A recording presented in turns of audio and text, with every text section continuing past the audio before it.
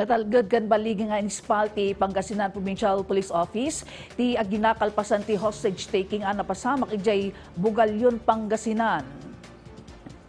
Iti report hinostage meno kinautibo ti 55 anyos a lalaki ti bukod ng asawa kan talo a minor de edad nga anak na.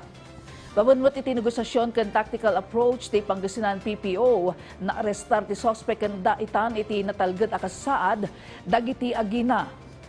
Sigun iti ina a biktima makapaspasar iti emotional distress ti asawa na gapo iti pupusay ti duwa nga anak na iti 2004 kan 2018.